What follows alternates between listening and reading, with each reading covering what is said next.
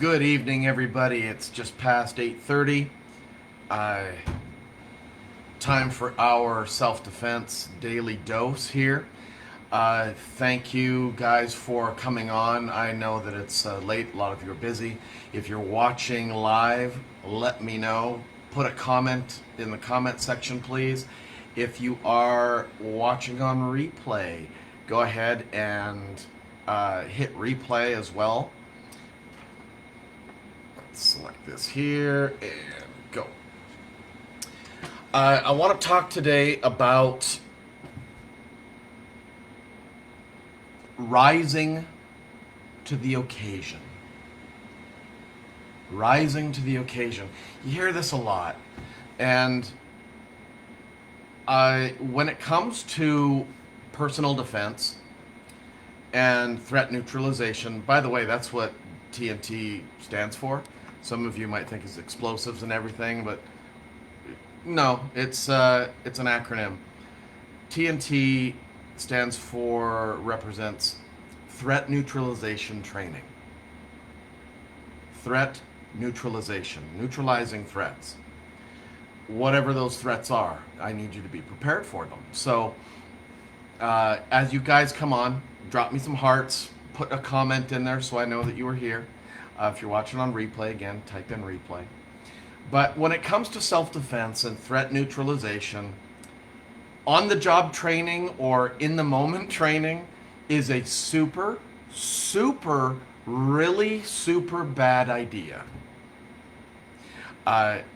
Really bad idea.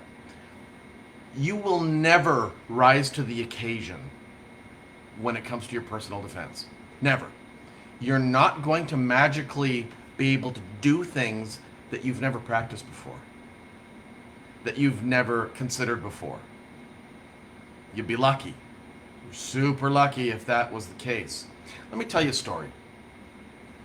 A bunch of years ago, I had a student's mom come to me, and she didn't want to do regular classes. She wanted to do combatives.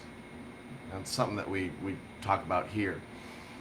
And she wanted to know the down and dirty how-to. And I spent over a little bit of time, spent an hour here, an hour there, but she trained on a few real basic things. Stand up and groundwork. And she wanted to have enough skills to save herself in a situation. She recognized that she needed that. We worked really hard. She was a really dedicated student, and her son trained with me, and she would do things with him as well. And so she kept up her training. As he came through my program, she would do things with him that she recognized. Hey, let's practice this again. So she kept up on her skills over the years.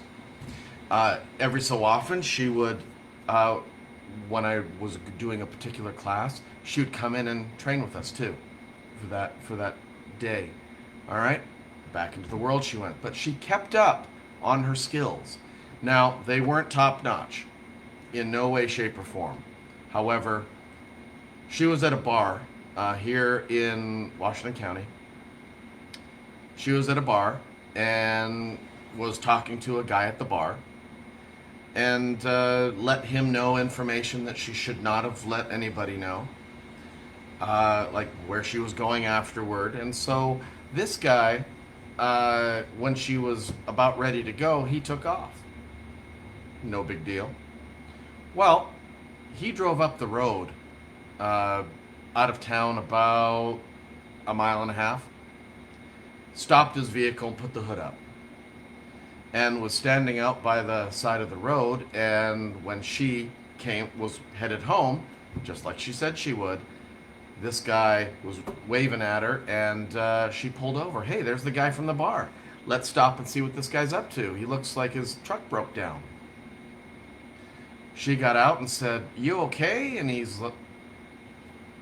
course he was okay.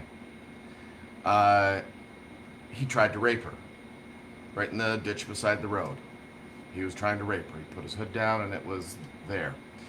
When she decided that she wasn't going to have any of that, he went ahead and grabbed a hammer out of the back of his truck and was trying to kill her with it.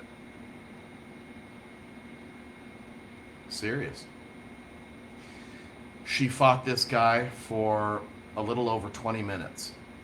Now, if you've ever been in a fight, 30 seconds is an extremely long time.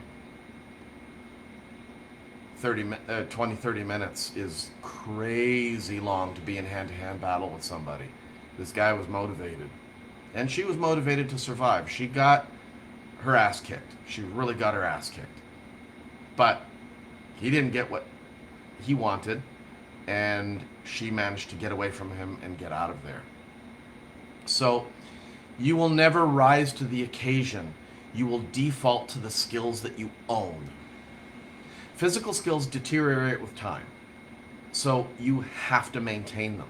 You absolutely have to maintain them.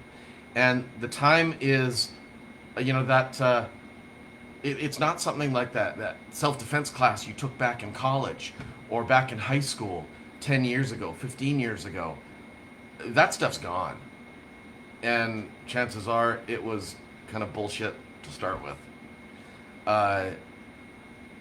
We teach some really real stuff. We also teach the art that goes with the martial. But in our Protectors program, especially our tribe leader journey that we have going to be launching Black Friday, I want to make sure that you have the skills not to survive a violent encounter. I don't want you surviving. I want you thriving in a violent encounter.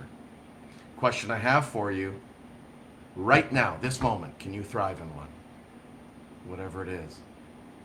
Empty hand, knife, gun, can you thrive in one of these encounters? Or do you have the physical skills to neutralize a threat? If you're interested in what we're going to be doing in Protectors, type in Protector. I'll actually type it in here for you. Protectors. Type that in and I'm going to send you some information on what we're doing coming up. It's going to be high-level coaching. I'm only taking a few couples on this. So space is going to be severely limited. I want to get some serious people up to some serious speed and abilities. So if you're interested, type in Protectors there and I'll send you some stuff. And really think about what this gal did on the side of the road. And after I talked with her later, she said she only heard me yelling in her ear. That's the only thing she heard. She's got to move. She's got to do this. She's got to do this. She trained it into herself. It wasn't just, hey, I remember what I did a few years ago. No, she kept up on it. She kept up on her skills. And it saved her life. What do you got to save you? Well, what are those skills you have right now? You can learn them, and it's never too late. Never too late. I have some old students here. It's never too late. You guys are awesome. I will see you later. Remember, daily dose every night, 8:30. Be here. Bye-bye.